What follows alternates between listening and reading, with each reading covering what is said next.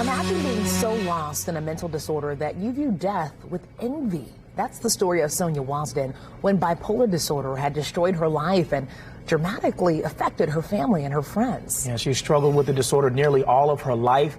Then she hit 35. Her husband had her committed against her will to a psychiatric hospital, and that's when her treatment began. Her story is detailed in this book, An Impossible Life, which she wrote along with her daughter, Rachel Sidaway.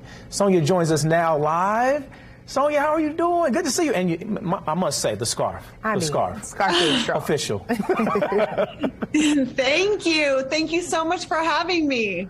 Yeah. Okay, so when you say mental health does not discriminate, what do you mean when you say that? I mean that it doesn't matter what your race, religion, sexual orientation, economic background is, homeless to the royalty. Mental health affects everyone. And most people on their personal life journey will experience some mental health struggles at some point along the way. Sonia, I'm so happy that you say that because I think it's the part that we don't talk about a lot, but mental health is so real, and sometimes people have generations and generations of mental health not being addressed, and then they have all of that too. You know, you said that your daughter has said that she and her two brothers were aware that you attempted suicide before your treatment, so your family had to heal from this ordeal as well. Talk to us a little bit about the generational impact of all of this. Well, yeah, and my dad died from suicide. And so what's really hard for my children is their grandfather died from suicide. My father, I saw the devastation and the effects of a suicide and how it affects a family. And then 5 years later, I attempted suicide. Wow. So yes, it took our family a lot of healing. As my daughter said, how could you do that knowing what you know?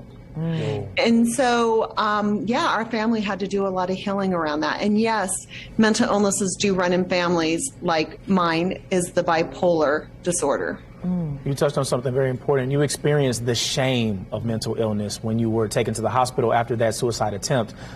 Just how did you kind of climb your way out of that?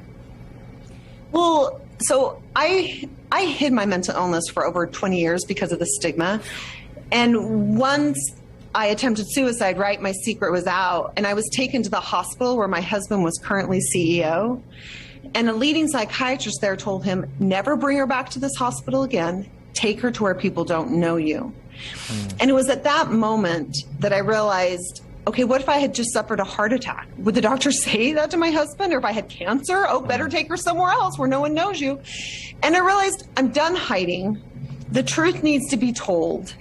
And that, you know, it could have been a great opportunity, and I know his intentions were good, but it could have been a great opportunity to say, hey, the CEO of our hospital's wife is having mental health challenges, and they could have opened up a positive mental health discussion. Sonia, it's amazing to me, you know, you and your family's journey. What had to happen first? Like, did you have to make your mind up? Or did, you know, because obviously your family wanted to help you, but for people out there who are watching and they feel like maybe this is them, right? What had to happen? Did you have to make your mind up, or did your family have to help you in a certain way? Yeah. You know, I think it's both. I think that one thing I do hear a lot from family members, they're like, well, if they want help, they just got to do it themselves. And what I'm telling you is that there has been many times in my life where I've needed a friend or someone to call the doctor for me, take me to that doctor's appointment, get me to my therapy appointment. And, you know, getting help is a sign of strength, not weakness. And we need to focus on that. So if you have a loved one who's struggling, you need to say, hey, can I help you get a doctor's appointment? Do you want me to do the research? Do you want me to take you there? Instead of just saying, oh, that's their choice. They've got to deal with it. And that's one mistake I think people make. But if they're refusing to get help, I think you just need to stand with willing hands, as my therapist said, and just say, I love you, I care about you, and I'm here for you when you're ready. Oh, man. Really quickly, this part of the journey. You and your daughter have traveled across the country donating copies of your book to hundreds of libraries. What messages are you sending, and how would you say your life is now? I have a beautiful life now. And that is the greatest message of all, is that there is hope, that you can have mental health challenges and a beautiful life at the same time. My mental health challenges hasn't changed from 35 years ago to today. All that has changed is I'm getting proper medicine, proper doctors, proper therapy, and my ability and capacity to handle it. So what I would tell people is never, never give up. There is hope. Sonia, thank you so much. I'm so proud of you, and I think this is going to help a lot of people. Sonia Wasden, the book is An Impossible Life. We want you to know that we are just so appreciative for you sharing your story with us. Thank you. Thank you for having me. All right, guys, we'll be right back.